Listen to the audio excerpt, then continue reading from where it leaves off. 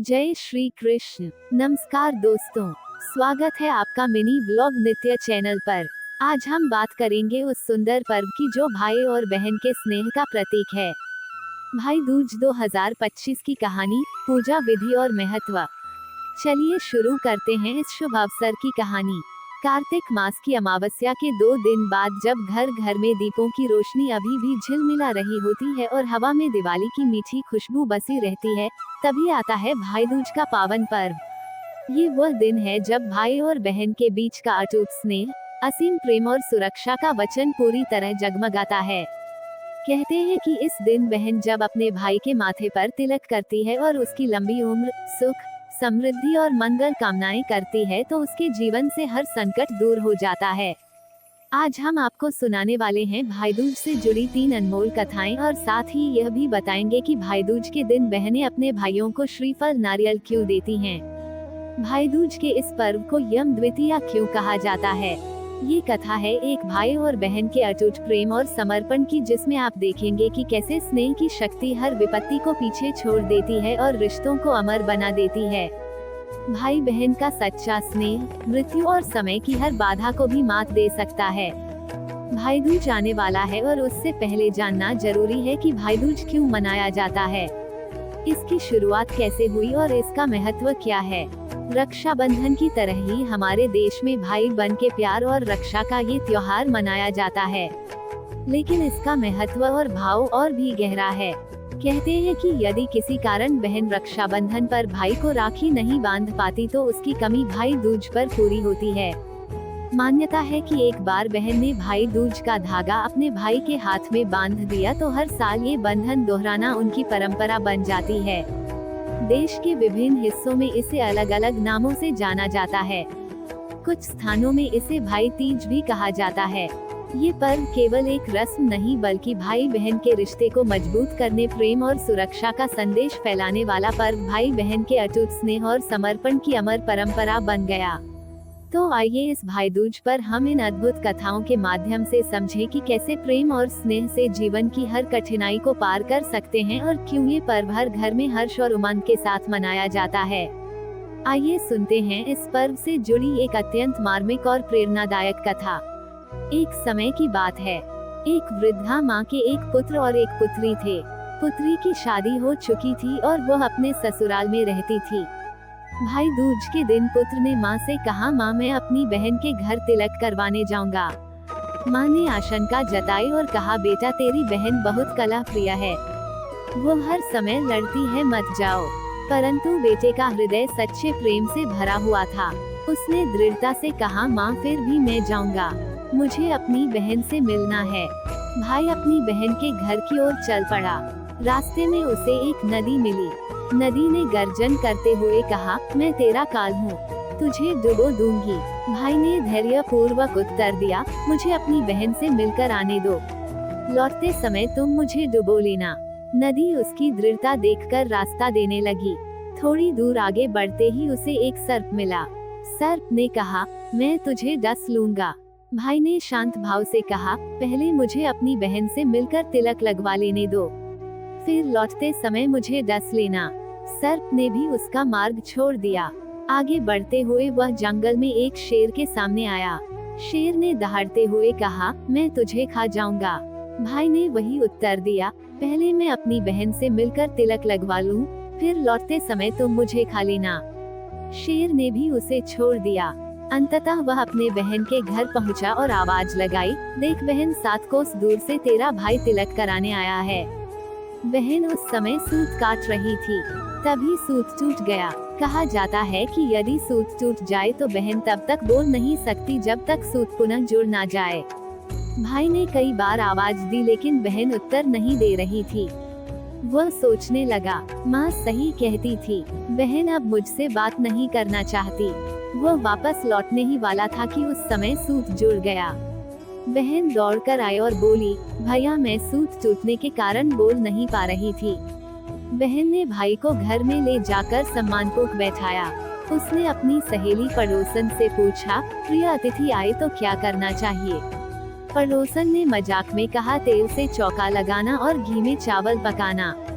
भोली बहन ने वही किया, लेकिन ना चौका सूख रहा था ना चावल पक रहे थे। भूखे भाई ने कहा, बहन खाना परोस दो।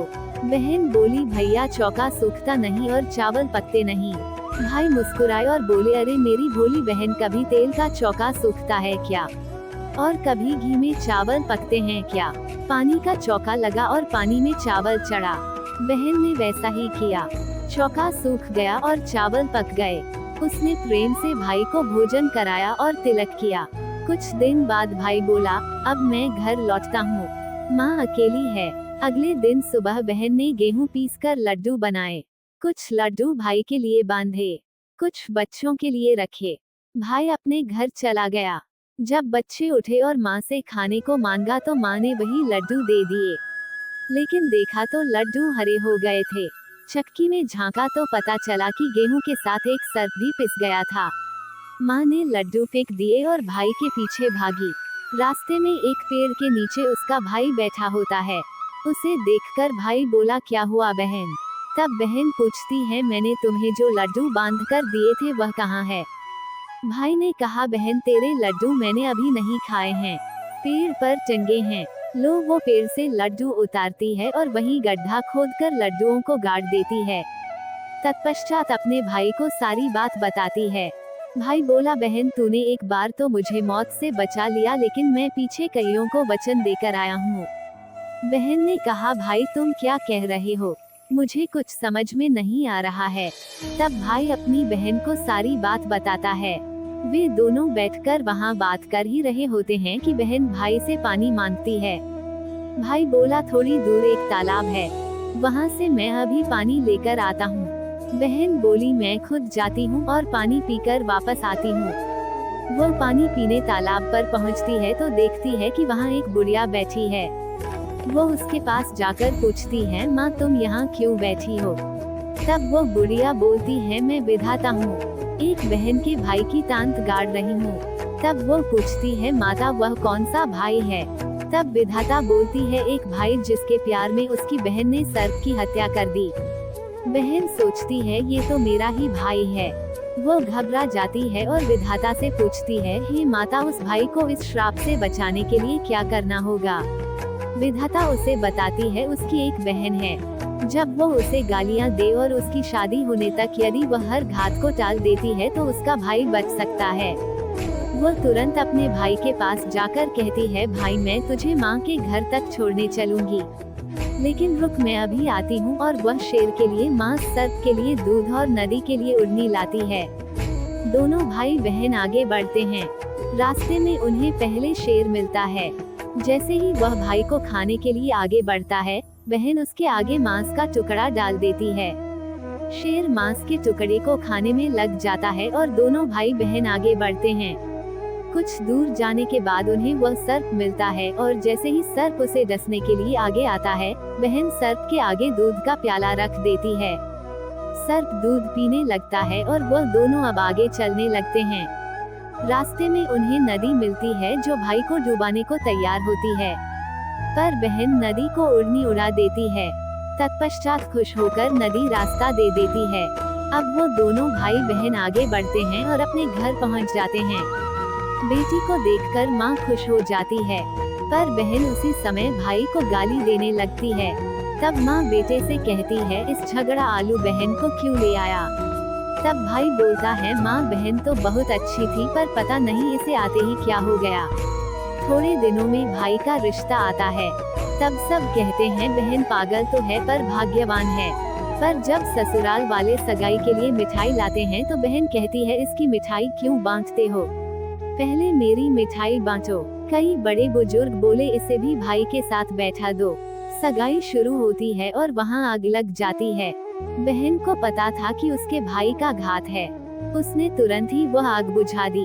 अब कुछ दिनों बाद शादी के कार्यक्रम शुरू होते हैं, परंतु बहन हर समय भाई के साथ रहती थी। जब भाई की निकासी होने लगी तब बहन बोली, अरे इसकी निकासी क्यों करते हो? पहले मेरी निकासी करो और इसे पीछे के दरवाजे से लेकर जाओ। बहन के इतना बोलते ही आगे का दरवाजा टूटकर गिर जाता है। सब कहते हैं, भले ही बहन झगड़ालू है पर बार बार भाई की जान बचा रही है।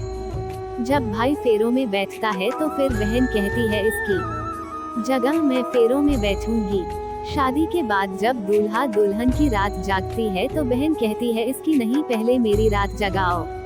कई लोग बोले बीच में पर्दा लगाकर इसे भी साथ में सुला दो।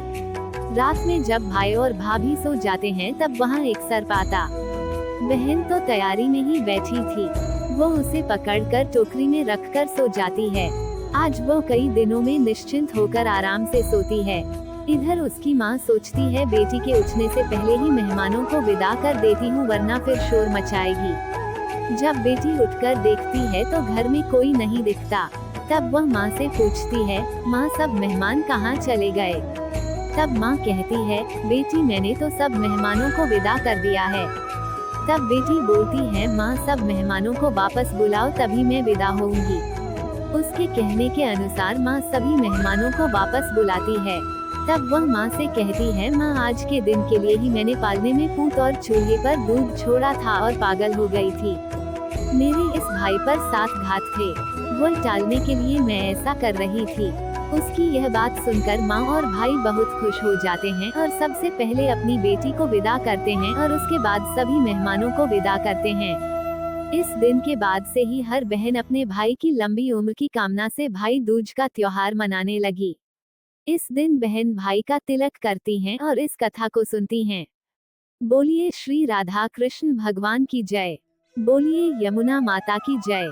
कहते हैं कि बहन के प्रेम और तिलक की शक्ति से भाई को ना नदी ने डुबोया, ना सत ने डसा, ना शेर ने खाया। बहन का प्रेम तीनों कालों से भी बड़ा साबित हुआ। ये कथा हमें सिखाती है कि भाई बहन का बंधन केवल रक्त से नहीं बल्कि आत्मा से जुड़ा है। बहन का तिलक केवल माथे पर नहीं भाग्य पर लगता है और भाई का प्रेम बहन के जीवन का सबसे बड़ा वरदान बन जाता है। एक अन्य कथा के अनुसार नरकासुर का दुष्ट शासन समाप्त होने के बाद जब श्री कृष्ण अपने नगर लौटे तो पूरा नगर उल्लास और खुशी से झूम उठा। उनके आगमन की खबर सुनते ही उनकी बहन सुभद्रा दौड़ती हुई अपने भाई के स्वागत के लिए आई। उसने अपने हाथों से श्री कृष्ण का स्वागत किया और उन्हें प्रेम पूर्वक तिलक कर उनकी लंबी उम्र, स्वास्थ्य, सुख, समृद्धि और विजय की कामना की। सुभद्रा ने अपने भाई के सम्मान में पूरे घर को सजाया, विशेष पकवान बनाए और परिवार तथा मित्रों को आमंत्रित किया। उसकी भावनाएं इतनी प्रगाढ़ थी कि श्री कृष्ण भी उनकी देखभाल और स्नेह से अत्यंत भावुक हो गए। पूरे नगर में खुशी का वातावरण फैल गया और लोग भाई बहन के इस अद्भुत प्रेम बंधन का दर्शन करने उमड़ पड़े। कहते हैं उसी दिन से यह परंपरा स्थापित हुई कि बहन अपने भाई के लिए तिलक, मिठाई और आशीर्वाद देती है और भाई अपनी बहन के प्रेम और सम्मान का आदर करता है। ये पर्व केवल एक उत्सव नहीं बल्कि भाई बहन के स्नेह, समर्पण और सुरक्षा का प्रतीक बन गया। इस दिन का महत्व इतना गहरा है कि आज भी हर बहन अपने भाई की लंबी उम्र और खुशहाल जीवन के लिए भाई दूज के दिन तिलक और आशीर्वाद देती है और यह परंपरा अनवरत चलती आ रही है। एक अन्य कथा के अनुसार पुराणों में वर्णन मिलता है कि उस समय यमराज पाताल लोक के राजा थे। वे अपने न्यायप्रिय स्वभाव के लिए जाने जाते थे, परंतु बहन यमुना से वर्षों से नहीं मिले थे। यमुना देवी प्रतिदिन अपने भाई की प्रतीक्षा करती थी, परंतु यमराज अपने कर्मों और दायित्वों में इतने व्यस्त रहते कि मिलने का समय न निकाल पाते। वर्षों यूं ही बीत गए। एक दिन जब यमराज ने अपने दूतों से सुना कि पृथ्वी पर दीपों का पर्व मनाया जा रहा है और सभी लोग प्रेम और स्नेह से एक दूसरे के घर जा रहे हैं, तब उनके हृदय में भी अपनी बहन की याद जाग उठी। उन्होंने निश्चय किया कि आज वे किसी भी परिस्थिति में अपनी बहन यमुना के घर अवश्य जाएंगे। यमराज जब स्वर्ग से निकले तो उनके साथ यमदूत भी थे। मार्ग में उन्होंने दिव्य पुष्प तोड़े, सुगंधित माला ली और कुछ उपहार भी तैयार किए। जब वे यमुना के द्वार पर पहुंचे तो यमुना ने अपने भाई को देखा और उनकी आंखों में वर्षों की प्रतीक्षा का सागर उमड़ पड़ा। भाव विभोर होकर उन्होंने कहा, भैया यम, आज मेरे घर का आंगन आपके चरणों से पावन हुआ। कितना समय हो गया था आपको देखे हुए। यमराज मुस्कुराए और बोले, बहन मैं अपने कर्तव्यों में इतना उलझ गया कि तुम्हारे स्नेह का ऋण चुका नहीं पाया, पर आज मैं केवल तुम्हारे प्रेम को अर्पित करने आया हूँ। यमुना ने तुरंत अपने भाई के लिए स्वच्छ आसन बिछाया, चरण धोए, सुंदर दीप जलाए और फिर रोली, अक्षत और चंदन से उनका तिलक किया। तिलक करते समय उसने मन ही मन प्रार्थना की, हे प्रभु मेरे इस भाई को यम भय से मुक्ति मिले, इसकी आयु लंबी हो और इसका तेज कभी क्षीण ना हो। यमराज ने बहन की श्रद्धा देखकर कहा, बहन यमुना, आज के दिन जो भी भाई अपनी बहन के घर आएगा, तिलक ग्रहण करेगा और स्नेह पूर्वक भोजन करेगा, उसे मेरे लोक में भी मृत्यु का भय नहीं होगा, वह दीर्घायु होगा, सुखी होगा और उसके कुल का कल्याण होगा। ये सुनकर यमुना की आंखों से खुशी के आंसू बह निकले। उन्होंने अपने भाई को स्वादिष्ट भोजन कराया, मिठाइयाँ परोसी और उनके चरणों में बैठकर आशीर्वाद लिया। उस क्षण आकाश से पुष्पों की वर्षा हुई और देवताओं ने घोष किया, आज का ये दिन रात द्वितीया कहलाएगा। जो बहन इस दिन अपने भाई का तिलक करेगी, उसके जीवन में सदैव सुख और समृद्धि का वास रहेगा। धीरे धीरे ये परंपरा पूरे आर्यावर्त में फैल गई। सभी घरों में इस दिन दीप जलने लगे, बहनें अपने भाइयों का तिलक करने लगी और भाई अपनी बहनों को उपहार स्वरूप प्रेम व सुरक्षा का वचन देने लगे। परंतु इस कथा का अर्थ केवल इतना ही नहीं है कि भाई अपनी बहन को उपहार दे, बल्कि इसका भाव यह है कि इस दिन दोनों एक दूसरे के प्रति अपने कर्तव्यों को स्मरण करें। यम और यमुना के इस मिलन में केवल पारिवारिक स्नेह नहीं, बल्कि धर्म, करुणा और कर्तव्य का अद्भुत संगम है। पौराणिक ग्रंथों में कहा गया है कि जिस दिन यम और यमुना का ये पावन मिलन हुआ, उसी दिन देवताओं ने इसे अमृत संगम कहा, क्योंकि उस दिन न केवल भाई बहन का स्नेह फूटा, बल्कि मृत्यु और अमृतत्व के बीच की रेखा भी प्रेम से पिघल गई। यमराज जैसे मृत्यु के देवता भी बहन के प्रेम से इतने भावुक हो उठे कि उन्होंने स्वयं मृत्यु के भय को नष्ट करने का वरदान दे दिया। आज भी भारतवर्ष में इस पर्व को अत्यंत श्रद्धा, प्रेम और उमंग से मनाया जाता है। बहनें स्नान ध्यान के बाद दीपक जलाती हैं, पूजा करती हैं और अपने भाई को तिलक कर भोजन कराती हैं। भाई भी अपनी बहन को वस्त्र, आभूषण या धन उपहार में देते हैं और उसके सुख की कामना करते हैं। इस दिन बहनों द्वारा यमुना स्नान करने और दीपदान करने का भी विशेष महत्व बताया गया है, क्योंकि यह यम और यमुना के पवित्र संगम का प्रतीक है। इस प्रकार भाईदूज का ये पर्व केवल एक रस्म नहीं, बल्कि स्नेह, करुणा और आत्मिक बंधन का उत्सव है। ये हमें याद दिलाता है कि मृत्यु से भी बड़ा होता है प्रेम और बिछो से भी सुंदर होता है पुनर्मिलन। यमुना और यमराज का वह मिलन केवल भाई बहन के स्नेह का उदाहरण नहीं था, बल्कि यह संपूर्ण सृष्टि के लिए एक संदेश था कि प्रेम और करुणा हर संबंध को पवित्र बना सकती है, चाहे वह मृत्यु के देवता और एक नदी देवी के बीच ही क्यों ना हो। उस दिन जब यमराज अपनी बहन के घर से विदा हुए, तो उन्होंने प्रण किया कि अब से हर वर्ष इसी दिन मैं पृथ्वी पर उतरकर उन भाइयों की रक्षा करूंगा जो अपनी बहन के प्रेम से आशीर्वाद प्राप्त करेंगे। यही कारण है कि भाई दूज का ये पर्व यम द्वितीया नाम से भी प्रसिद्ध हुआ। यमराज ने अपनी बहन को आशीर्वाद देते हुए कहा कि यमुना, जिस प्रकार तुमने प्रेम से मेरा स्वागत किया, उसी प्रकार जो भी स्त्री आज के दिन अपने भाई का तिलक करेगी, उसे भी तेरे समान ही पूजनीय माना जाएगा। उसकी कोख से उत्पन्न संतानें दीर्घायु और पुण्यवान होंगी। जिस भाई का इस दिन तिलक होगा, वह मेरे लोक में भी अमर सम्मान पाएगा। यमुना ने अपने भाई को प्रणाम किया और विनम्र स्वर में बोली, भैया यम, तुमने इस पर्व को अमर बना दिया। आज से ये दिन सदैव प्रेम, रक्षा और आशीर्वाद का प्रतीक रहेगा। इसके बाद दोनों ने संग साथ भोजन किया। कहा जाता है कि उस भोजन में यमुना ने अपने हाथों से बने अनेक व्यंजन परोसे थे, तिल, गुड़, घी, खीर, पूरी और पंचामृत। यमराज ने आनंद पूर्वक सब कुछ ग्रहण किया और मुस्कुराते हुए बोले, बहन, तुम्हारे हाथ का यह अन्न मेरे लिए अमृत तुल्य है। आज मैं देख रहा हूँ कि स्नेह ही सबसे बड़ा प्रसाद है।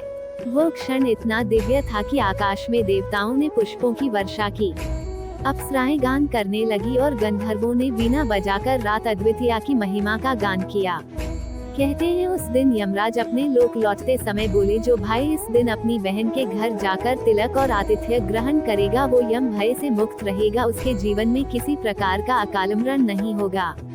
ये वचन आज भी उतना ही सत्य है जितना उस दिन था, क्योंकि यह केवल आशीर्वाद नहीं बल्कि स्नेह का संकल्प था।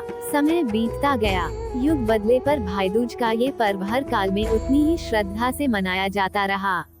सतयुग में देवता इसे अमृत पर्व के नाम से मनाते थे। त्रेता में श्री राम ने लंका विजय के बाद माता कौशल्या और अपने भाइयों के संग अयोध्या लौटने के 5वें दिन इसी तिथि को माता और भाइयों का तिलक प्राप्त किया था।